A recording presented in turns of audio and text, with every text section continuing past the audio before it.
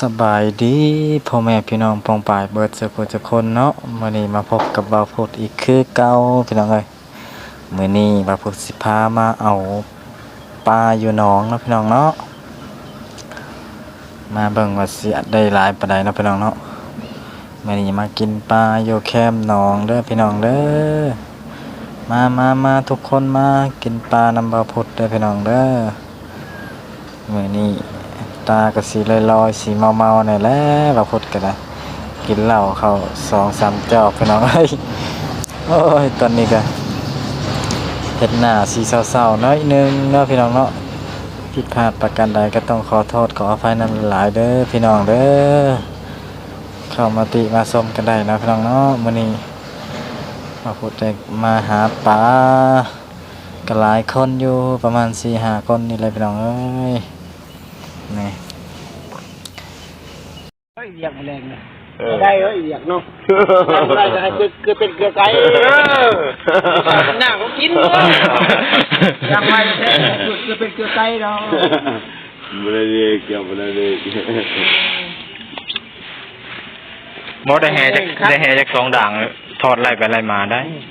มันปกอยู่เหมือนมันมีจะไม้ตามอยู่พุ่นโอ้ยพี่จะไม่ขยุ่งไม่ดูลายอยู่ลุ่มนะโว้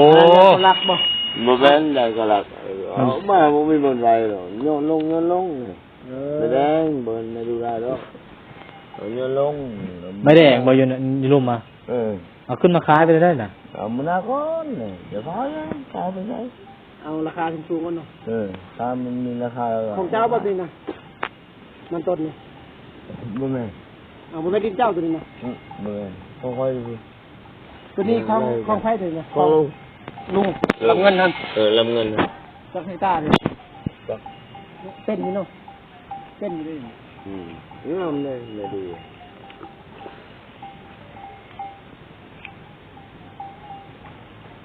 ไปใส่มันเลาะแค่พังทีเดียวจะได้ยาวๆขึ้นเก็บดีๆเลยเก็บนะแม่มันเลาะแถวนี้เอาอะไรยังหิดมุดชาบุกุมอยู่ได้เลยเขาให้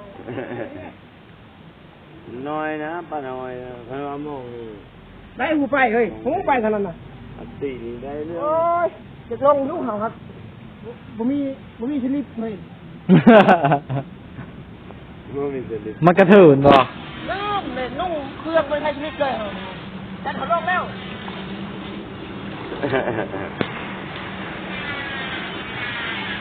ลงแม่กูแกชงกระเชอน่ะได้บ่ลงได้บ่ได้เอาตัวนี้ตกอีกป่ามันกระถืนที่ฉันนี่ยาโตก่อนยาโตก่อนลงบ่ยากแล้วเคยใหม่เห็นไหม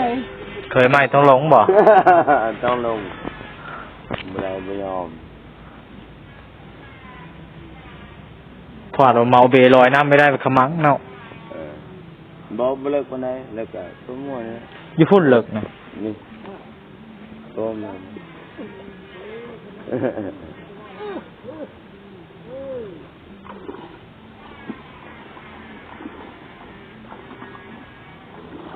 เดี๋ยวเนี่ยจันอามาอยู่นี่10 ปีแล้วเห็นป่ะฮะ10 ปีแล้วมาอยู่นี่10 ปีแล้วจันอานี่หากลงวันนี้แหละแต่ละมือมันบ่ลงเลยแต่เก้าบ่ได้ลงบ่มันเยอะแล้วแต่เข้าลงกองมากับโอ้ยมันบุตรีอ๋อปีแล้วแสดงว่า5 กับปีนี้มันบ่ลงปีนี้ลงเอาเปล่าเลี้ยงแล้วกินเห็นไหม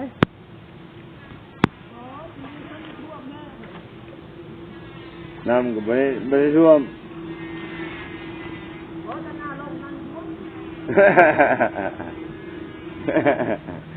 จะน่าปีนี้ได้เหอะแม่ชื่อเหอะน้อยแม่มา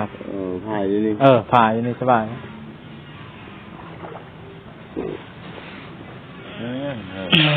ปลามันยังนี่มันปลาปุ๊กบ่ปลาไงสำนี้ถือว่าซอยก็ได้แล้วโอเคแล้ว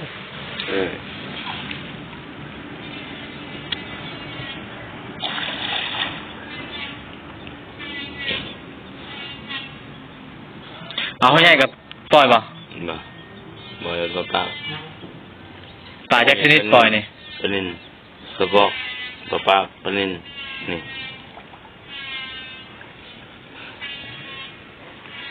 ฝนตกนี่บ่มือยามบ้านบ่เจ้าน่ะ มือ เดินได้มื้อ สงกรานต์ แต่ละสงกรานต์ต้องได้มื้อบ่ ต้นเลยมือ เมื่อบ่แม่นแล้วเนาะเมื่อสงกรานต์ ถ้ามีมื้อนํ เมื่อเอาเมื่อพอดี มื้อบ่ได้แล้ว แล้วนี่ แล้วเท่าก็ยังมือ เจ้าได้ยินใช้อันบาดา ดูอีกก็ออกแกงกอกมึงจะพรบ่เออ ตัวนะคนเรา ปีใหม่มื้อบ่ปีใหม่นี่ เฮ้ยเมื่อ ถ้ามีมื้อเป็นบ่ ได้เมื่อเดียวได้ โบแล้วบ่นั่นมื้อผู้เดียวเชอะ ม่วนเลย ถ้ามีมื้อแล้วบ่ม่วนแม่นบ่ได้อยู่แต่ในเหินบ่ไปใช้บ่ได้แต่มันแบบถ้ามันโตตาม แน่ เดียว สบายจริงเนาะ เดี๋ยวมาคือเก่าห่อหันมันได้บีบเป็นไหมเอานกหัน โอ้มื้อนี้อาจารย์เฮาเต็มที่เนาะมื้อนี้เนาะพลึกกะเลยเมาแล้วลอยนั่งต่อเลยเว้ย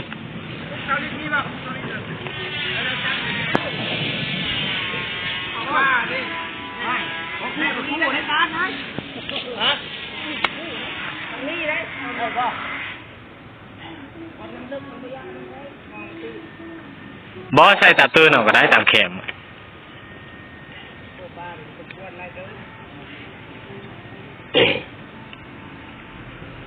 โอ้ตัวเก่านี่ ดูดแม่ขยำมันดูดเลย โมแมนวางนั่นหนึ่งก็ได้แล้ว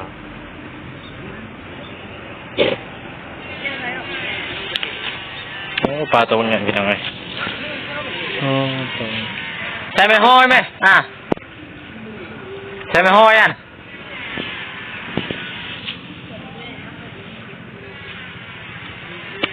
เจ้าของน้องลงมาทำก็ขึ้นมาได้ปลา ต้องได้บ่ได้ก้าวก็ได้กดเฉียวก็ได้ขันบ่ก้าวบ่ได้จักตู้แม่นบอก มาเมื่อกี้นะไหนลงเมื่อกี้นะไหนได้5ตู้แล้วเนี่ยลงเมื่อกี้นี่ ได้ลงมาน้ำข้ามลงมาน้ำ ปลามันฮู้แล้วมันบอกเขาเจ้าของน้องมาอะไรเจ้าของน้องบ่มามันละ ไม่มันลายอะไรอยู่นี่นะ จะโตมาอย่างนี้ ไม่เนี่ยโมล่าอยู่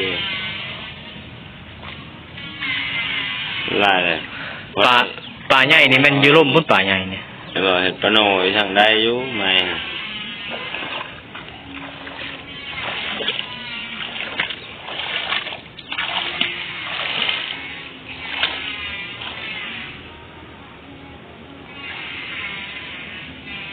ฮอดพุ่นมามองนะมองฮอดพุ่นมาเก็บมาเลยเก็บเลย บ่มีคนไล่มันบ่ได้ต้องได้ไล่แค่นั้น ไล่ก็ไล่เลย เฮ็ดตุ๊บๆรอดนั่น ร้อยน้ำได้อยู่บ่ได้บ่เรา เบิ่งได้ลอยน้ำบ่ได้จมบ่ฮู้มือได้เว้ยโหเบิ่งตารถอาจารย์เฮา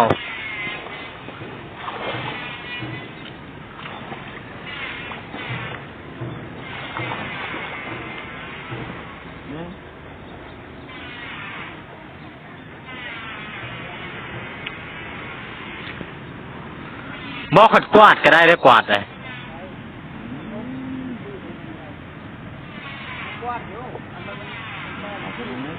คำมันบ่มีอันโตยืม8เนี่ยกวาดโอ้ได้หลายขนาดกวาด ลืมที่นี่มีแต่ไม้ สลามบ่มันเป็นแบบใด ไม้ มันเป็นสลามบ่มันเป็นไม้เป็นโตไม้คอนไม้นี่โอ้ ตกทางในครูนะ บ่กับน้ำใสนี่ลงมาใส่แว่นดำมากลางคืนได้หลายได้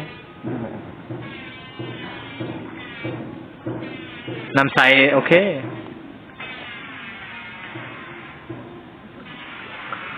ธรรมดาได้ตีรถดอเนาะ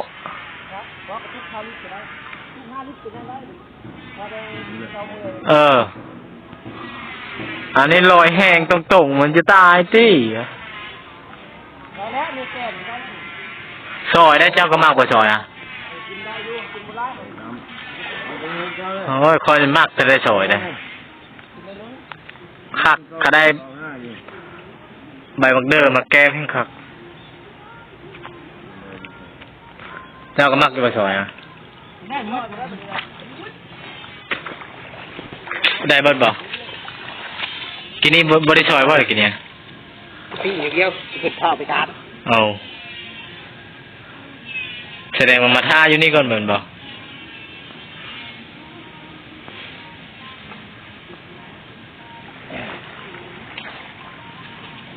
มองได้เจ้าของน้อง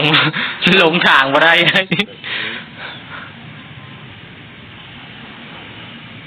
ว่า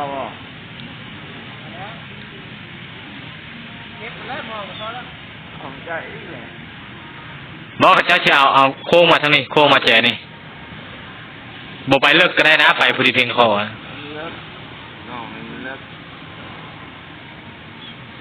เลิกลายดำ5 คนบ่เห็นได้หน่อยนะคนรีบโผล่จะ1 ชั่วโมงดำ5บ่เห็นขมังไง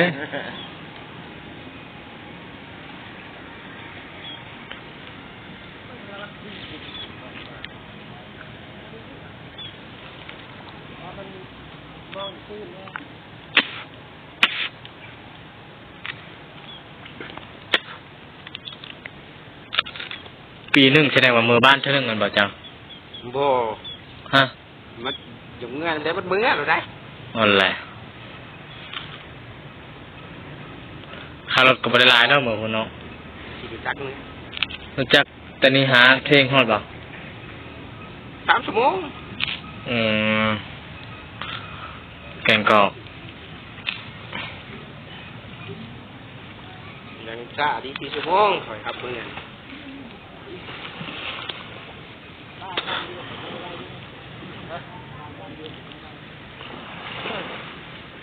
เบิ่งได้เจ้าของน้องน้ำเลิกบ่น่ะเลิกเลยเบิ่งหาคนบ่เห็นได้เมาเบียแล้วมันหาบ่เห็นบ่ได้เลย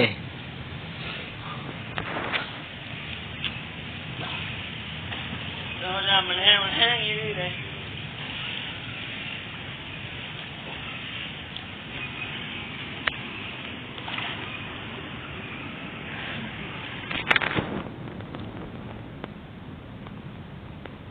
เมาเบย์ยี่นี่จะปีอะไรยังไม่ฮอดปีเราเดือนโอ้แป้งเรียบร้อยบ่ได้กระดองปอติด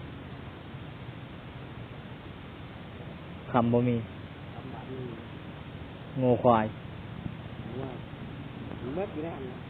บัดเชิญใช่ไหมบ่ช่วงโควิดนะบ่ได้ไปบ่ตัวลาคนแล้วที่จะไปบ่ได้ไปช่ำไปเรื่องงานจะไปไปตำลังพวกโอ้ก้อยมืองานทำบ่ายเอาอีอย่างนี้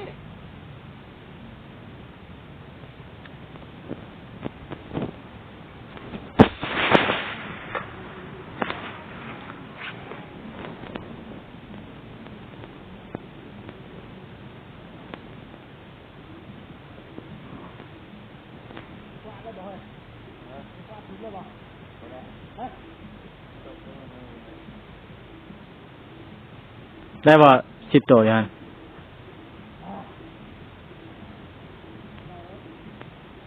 ยี่นี่5 ตัวขัดจะชอยโอเคแล้วลงน้ำเลยไม่ทราบเลยพัดเบิ่งได้ลงทางขึ้นได้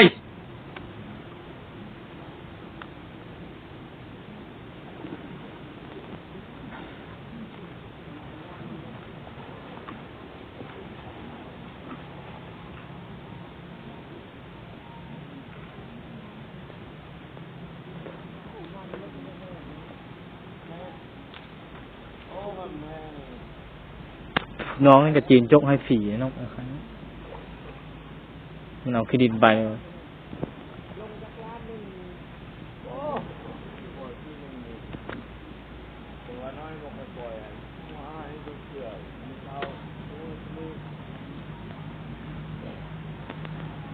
ธรรมดามันตูบเนาะลงไปเนาะฮักมากินตูบ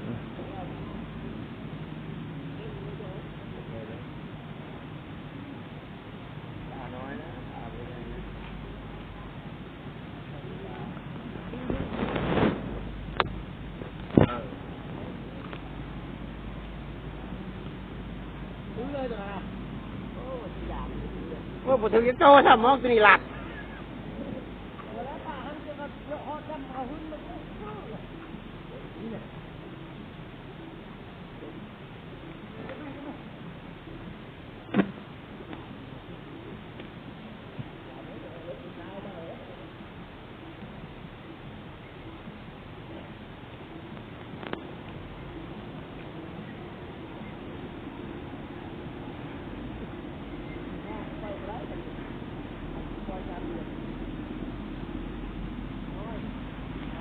ไม่ใช่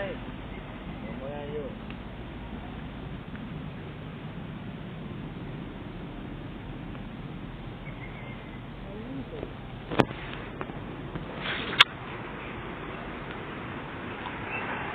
ได้ได้ไปเป็นส่งทำชื่อคือว่าผู้ภาคว่าหายที่บอกฝากทึกเลยเว้ย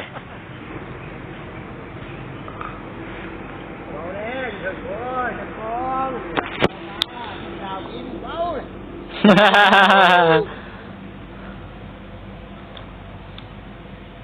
ห้พาปัญญาเอง คอยเนาะ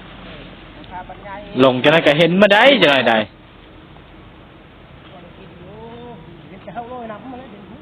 จุ่มต่ำจุ่มต่ำจุ่มต่ำอยู่เป็นได้ร้ายยี่บ่มื้อนี้อ่ะได้ร้ายยี่บ่ตอบคำถามเนี่ย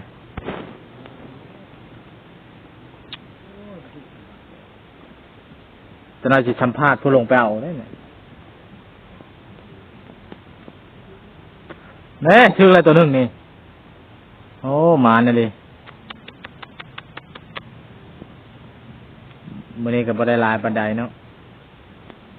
พอได้กินเนาะพอได้ซอยพอได้จีขนาดมือไม่ลงโอเคอยู่โอ้หลายเติบเลย ได้แล้วทำไงพอดีซอยแล้วทำนี้แก้มมันก็สุดยอดแล้วทำนี้ไปกินยาครับแล้วทำไงโอ้สันดำพาโอ้ครับ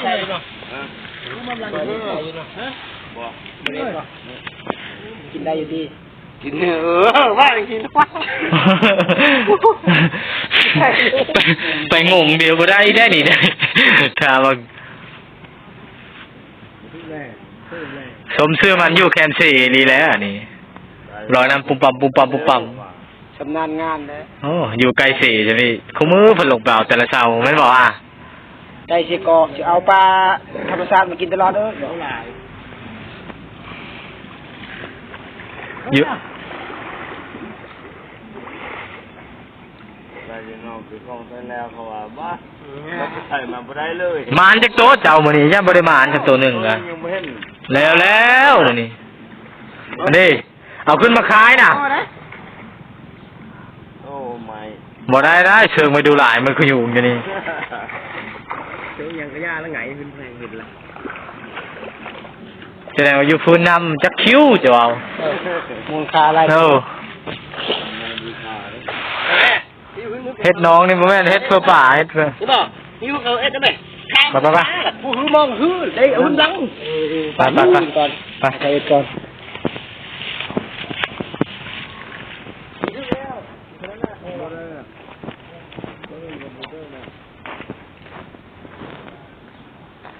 พี่น้องเนาะได้ปลาประมาณ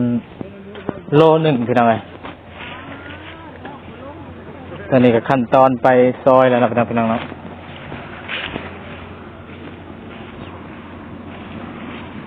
ไปซอยจุนะพี่น้องเนาะคือแซ่บคาสิโนเนาะปลาธรรมชาติพี่น้องเด้อปลาบริเลียงพี่น้องปลาธรรมชาติปลาอยู่หนองธรรมชาติแต่พี่น้องเด้อถ้าปลาเลี้ยงต่างหากนั่นบอกไหมปลาเลี้ยงเนาะ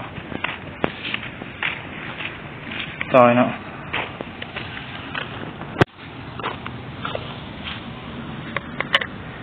พี่น้องสิบ่ว่าหลายอย่าห่างพี่น้องสิขอจบคลิปเพียงแค่นี้พี่น้องเนาะฝากติดตามฝากกดไลค์กดแชร์ฝากเพื่อเป็นกำลังใจเลยเด้อพี่น้องบ๊ายบายพี่น้อง